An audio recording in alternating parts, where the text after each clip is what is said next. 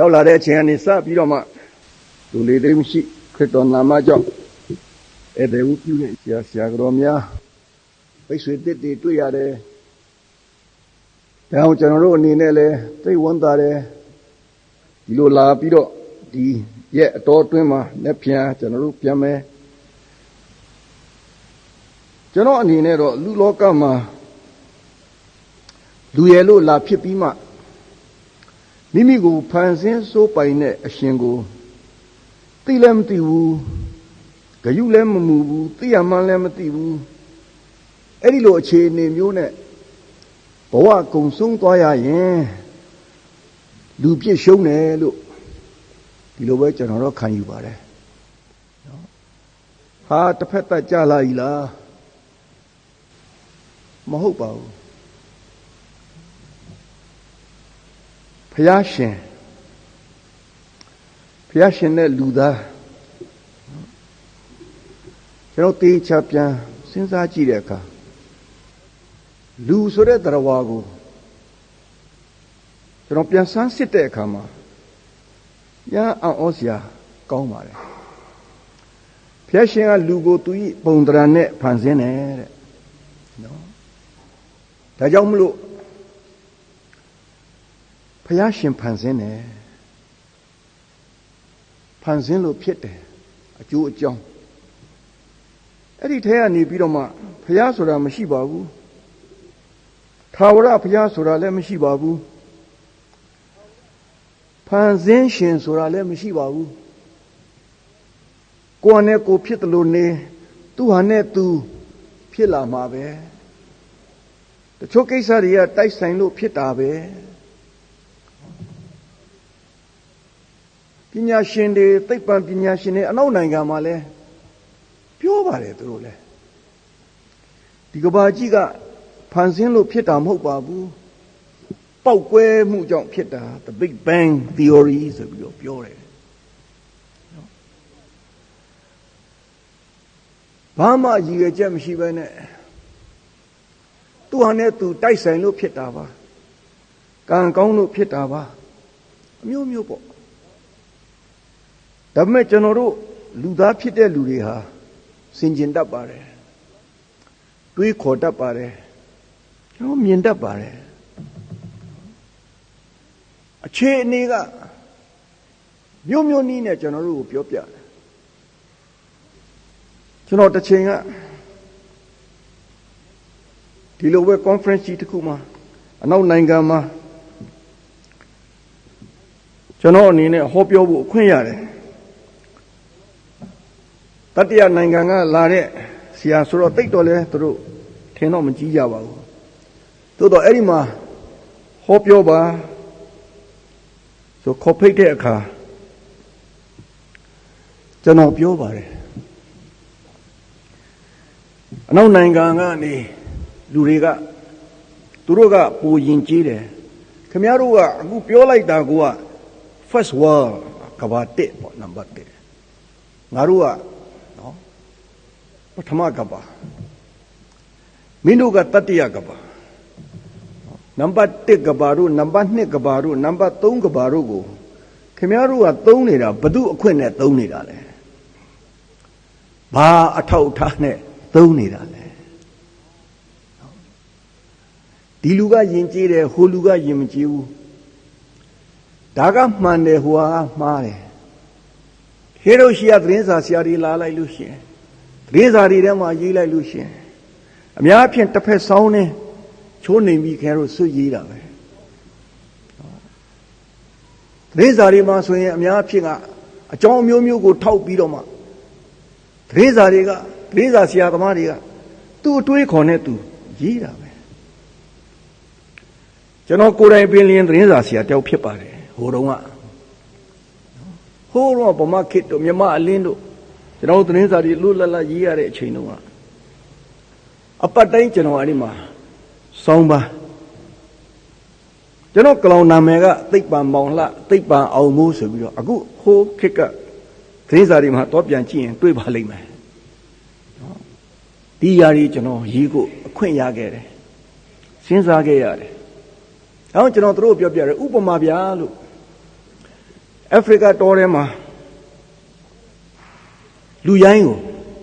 ခင်ဗျားတို့ကလူရိုင်းလို့ခေါ်တယ် savage cannibal ဟာလူသားစားတယ်တလောက်တောင်ပြောကြတယ်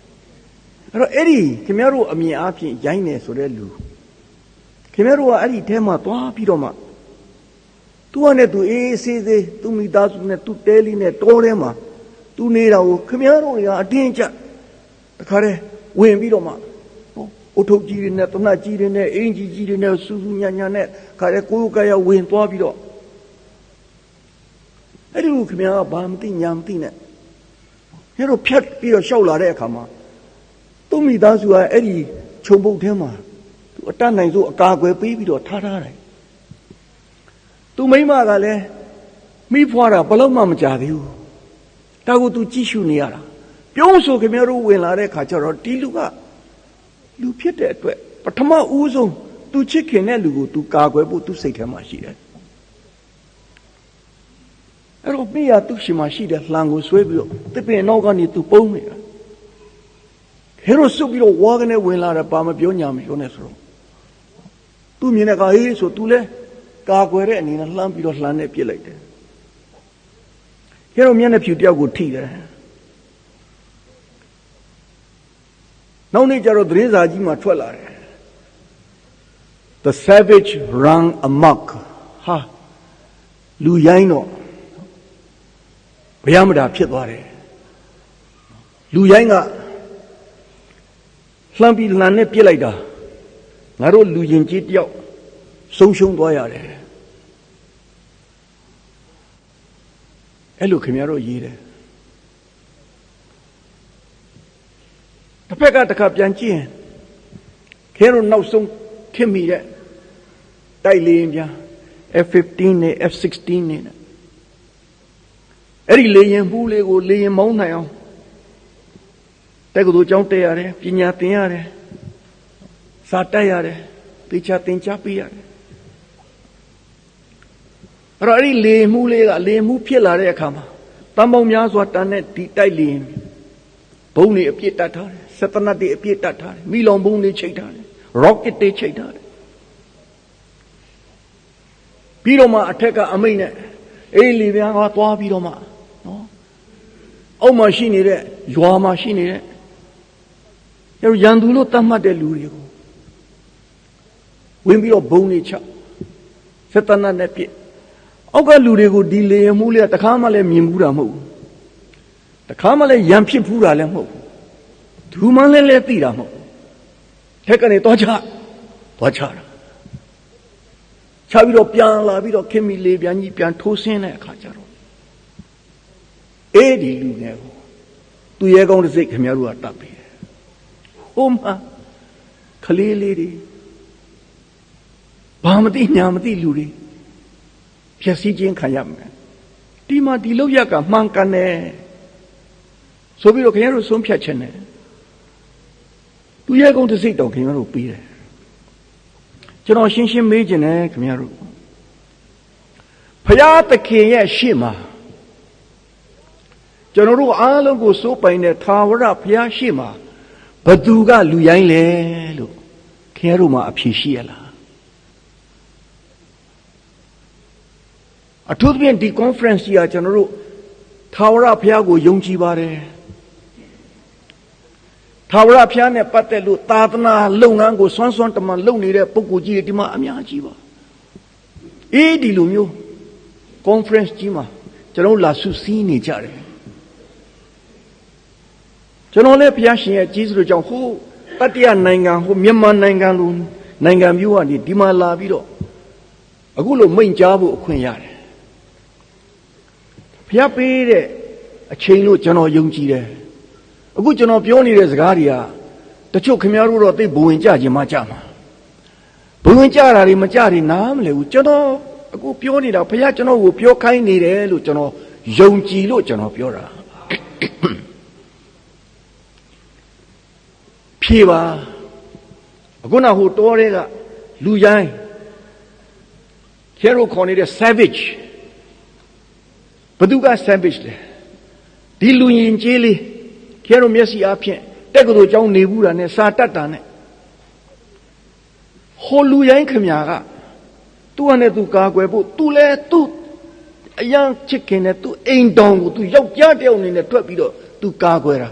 tama tu le ne ga hlan li ta chong me di ma kimi bong ni rocket ji de ne piet lai ta ywa long jo eri lo yak ko kemya ro da sait pe ni de di ne kaba ji ye mani mya mu ri ga pyan sin sa chi ba Yeshu Christo I kaba ko ba phit lo la le ကျွန်တော်အမြင်တော့ဖြစ်ရင်ဘုရားရှင်ရှေ့မှာတကယ်လူရိုင်းဟာအခုနခင်ဗျားတို့မျက်စိထဲမှာမြင်နေတဲ့လူရင်ကြီးကလူရိုင်းပဲအဲ့ဒီလူငယ်လေးကိုဒီလိုဖြစ်အောင်ဘွိုင်းပြီးတင်ပေးနေတဲ့အဲ့ဒီအပိုင်းဝိုင်းဟာလည်းအကုန်လုံးလူမိုက်တွေကြီးပဲ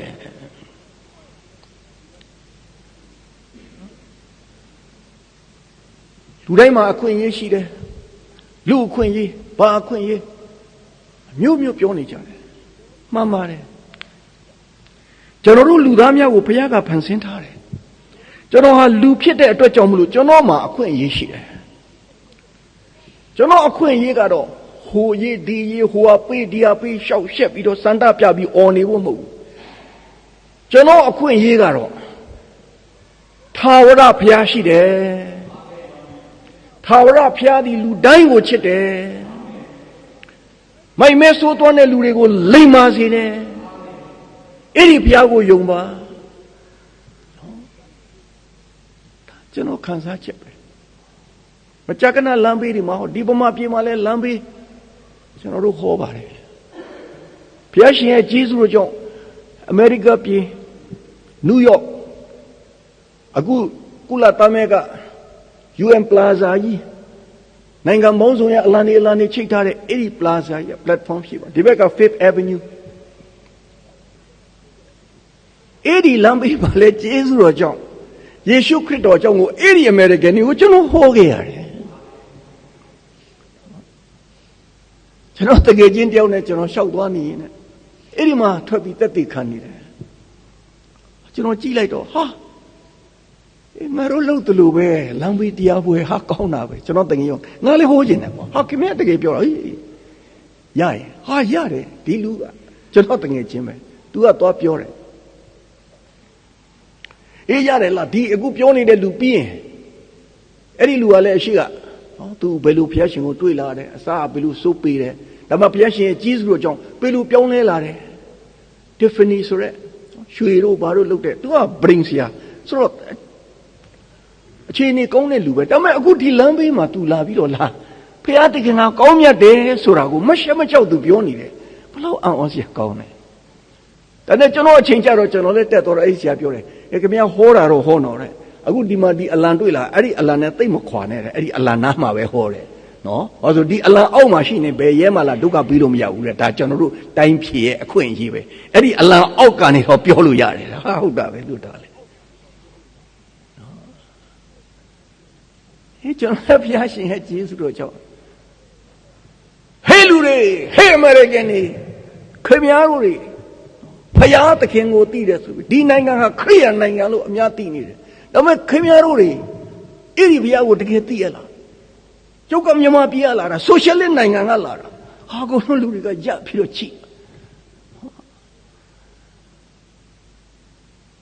ဘုရားရှင်ကိုခင်ဗျားတို့ဘုရားရှင်ခဲတို့ကောင်းကြီးပေးထားတာကြီးစား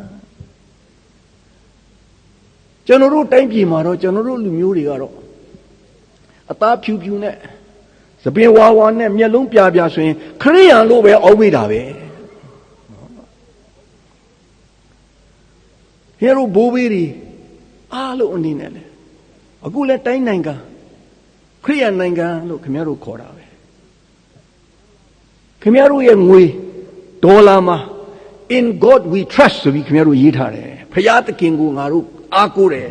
ငါတို့ယုံကြည်တယ်ပြန်စဉ်းစားပါဦးဘယ်လိုဖြစ်နေတာလဲကျွန်တော်လဲကြုံကြိုက်လို့မလာပြီးဝင်ငှတာပါကျွန်တော်လဲခရိယန်ပါအဲ့ဒီ15မိနစ်လောက်ကတော့ကျေးဇူးတော်ပဲတော်တော်များများလူတွေလည်းရပ်ပြီးနားထောင်ပြီးတချို့လည်းပြူးလူကြောင်တော်နဲ့ တချို့ကလည်းဘယ်ကငပေါက်လဲလို့အောင်းညင်အောင်မိမှာဒါပေမဲ့တကယ်နားလေလာတာတချို့ဖွားကြီးတွေနားကပ်လာပြီးတော့မှမျက်ရည်တွေကြားဒီနေ့ဒီခရစ်စမတ်ချင်းကျွန်တော်ဘာဖြစ်လို့ဒါပြောနေလဲဆိုရင်ကျမ်းစာကပြောတယ်ယောဟန်ဆိုတဲ့လူတယောက်ကိုတဲ့နော်ဘုရားရှင်ကယောဟန်အမည်ရှိသောသူတယောက်ကိုဘုရားသခင်စေလွတ်တော်မူ၏ထိုသူကိုလူအပေါင်းတို့သည်အမိပြု၍ယုံကြည်ခြင်းသို့ရောက်မည်အကြောင်းထိုသူသည်သက်သေခံဖြစ်၍အလင်းတော်၏အကြောင်းကိုသက်သေခံခြင်းကလာ၏ဟောဒီမှာထိုင်နေတဲ့ကျွန်တော်တို့အယောက်တိုင်းဟာအလင်းတော်၏အကြောင်းကိုသက်သေခံရမယ့်လူတွေဖြစ်တယ်လူသားအချင်းချင်းကောင်းမြတ်တဲ့စကားကိုပြောဖို့ကျွန်တော်တို့မှာတာဝန်ရှိတယ်ခဏကြားနေရတာတွေခဏရေးနေတာတွေခဏဖြစ်နေတာတွေဟာအားလုံးအနိဋ္ဌာယုံနေကြီးပဲလူတူဦးတယောက်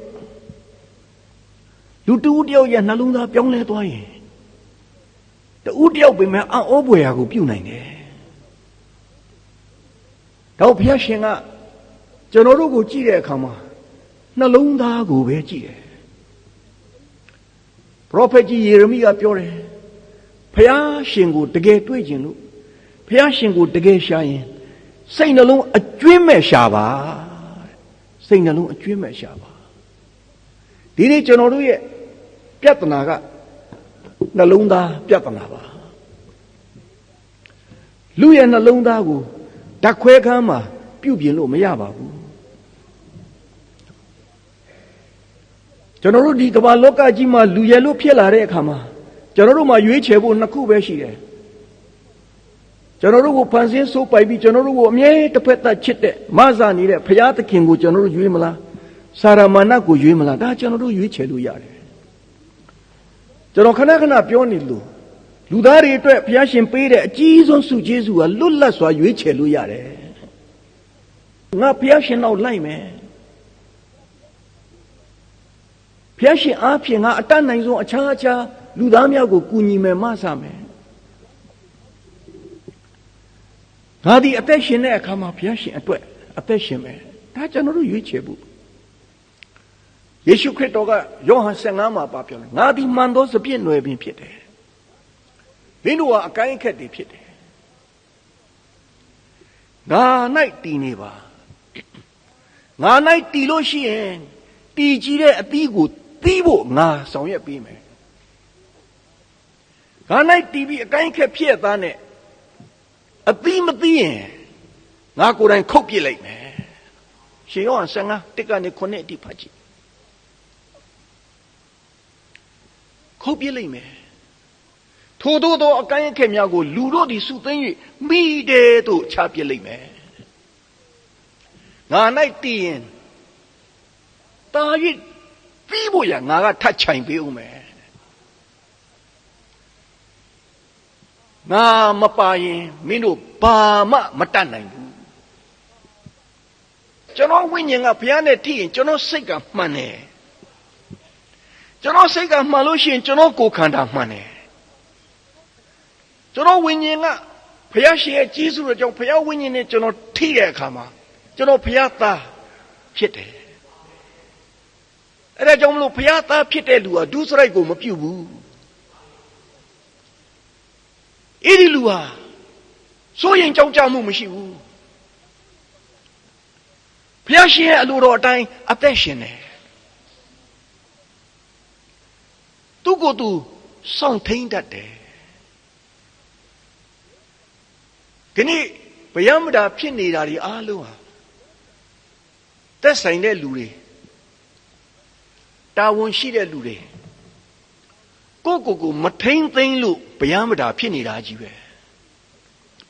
အိမ်တော်ဦးစီးတယောက်တည်မိမိအိမ်တော်ကိုကောင်းမွန်စွာထိန်သိမ်းရင်ဇနီးတဲ့သားသမီးအဲ့ဒီအိမ်တော်ဟာဘုရားနဲ့တရားနဲ့နေပြီးတော့မှအဲ့ဒီလိုကောင်းတဲ့အကျင့်ရှိရင်ဒီရက်ွက်အတွက်မင်္ဂလာပဲအဲ့ဒီလိုအိမ်တော်နေညားလာလို့ရှိရင်ဒီရက်ွက်ကအလိုလိုကောင်းသောရက်ွက်ဖြစ်လာတယ်